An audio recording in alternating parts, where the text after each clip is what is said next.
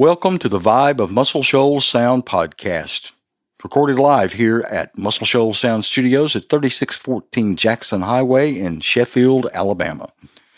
This podcast is brought to you by Florence Lauderdale Tourism. Visit them at visitflorenceal.com and explore what the Shoals has to offer. Boz Scaggs had been in the Steve Miller Band, and in September of 1968, he made the decision to leave. In the next few months, he played in local clubs in the San Francisco Bay Area. He eventually would meet his next-door neighbor, a young man who had started a new venture, a magazine called Rollin Stone. And that neighbor was, of course, Rolling Stone founder Jan Wenner. Their friendship turned into a collaboration. Scaggs had made a solo debut album in 1966, and strangely enough, it was only available in Sweden, and he wanted to make a proper debut for the United States audience. Wenner was looking for funding for his fledgling magazine, and he had gone to New York to speak with record executives about securing advertising dollars. One of the executives he met with was the vice president of Atlantic Records, Jerry Wexler. Wenner gave Wexler a demo tape of songs that Scaggs had been working on, and Wexler was impressed and offered a record deal with Atlantic to Scaggs. He also suggested that Wenner be the producer. The next question was where to record. Scaggs was interested in Memphis, Macon, and Muscle Shoals. Boz and Wenner came up with a rather unusual plan to determine which studio to use. Wenner gave Scaggs press credentials as a reporter for Rolling Stone. Boz now calls it a lame brain idea, but he would visit Muscle Shoals Sound.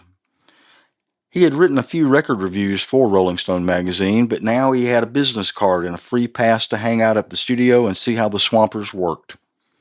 Scaggs later recalled that everyone at the studio was loose and welcoming, but one of the Swampers asked if he had given up music.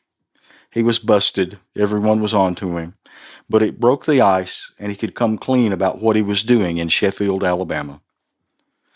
Prior to arriving in the Shoals, Scaggs had gone to Macon, Georgia, and while he was there, he met Duane Allman. Duane had just put together the Allman Brothers Band, and they had just moved to Macon from Jacksonville, Florida. And of course, Duane had played at both Fame and Muscle Shoals Sound. Boz fell in love with Duane and his playing, especially on the Wilson Pickett records that had been recorded at Fame with the Swampers. Boz caught an early rehearsal of the Allman Brothers and made up his mind to try and coax Duane into playing on his record. After some initial resistance, Allman agreed to work on the record after he was told it was an Atlantic Records project. Scaggs arrived at Muscle Shoals Sound, where we'd be working with Jimmy Johnson, David Hood, Roger Hawkins, and Barry Beckett, the Swampers, as well as the great guitarist Eddie Hinton. Jan Wenner said that he and Boz had been listening to Bob Dylan's Nashville Skyline, and all of the Muscle Shoals recorded Clarence Carter records, and they envisioned a record that would be a combination of those styles. And after 6 days, they did just that. Side 1 opens up with two blue-eyed soul tunes, I'm Easy and I'll Be Gone. One review of the record compared I'm Easy to the sound of Aretha Franklin and I'll Be Gone to Dionne Warwick. Both tunes had a gospel feel. Track 3, Another Day, Another Letter, was a solid rock ballad, and Now You're Gone is a honky-tonk number. Finding him in a contemporary pop song, Side 1 wraps up with a folk song called Look What I Got. Side 2 opens with a cover of the great Jimmy Rogers hit from 1929, Waiting for a Train. Scaggs tells the story of Swamper Jimmy Johnson coming up to him during the session and telling him he was a huge Jimmy Rogers fan. Jimmy said, I really love what you're doing and your songs, but I really think it would be great to cut this Jimmy Rogers song. I think it would be a gas, and your voice is perfect for it. Boz liked the idea, and it came down to finding a fiddle player to give the song that Jimmy Rogers feel. The only fiddle player the Swampers knew was a local Muscle Shoals barber named Al Lester. Al agreed to play, and next they had to find Duane and dobro. After all that was accomplished, they were off and running. Boz was initially skeptical about his ability to yodel, but he realized it wasn't as hard as he had initially thought. Next, what was to become the dominant track on the record, Loan Me a Dime, a cover of the Fenton Robinson Penn track, Somebody Loan Me a Dime. The initial pressing of the record credited the song to Boz, but that was later corrected. Loan Me a Dime was 12 minutes and 48 seconds, and it became one of the songs that would define the early days of FM radio. One of the takes of the song ran for nearly 40 minutes. While recording Loan Me a Dime, Jan Winter became so caught up in what he was hearing that he ran into the studio waving his hands, mouthing, keep going, and the Swampers, Duane, and the horns picked up the tempo, with Duane's lead imitating the horn lines. They came to the end of the take, and Swamper drummer Roger Hawkins said, "Let's break into a slow boogaloo and play out the chords."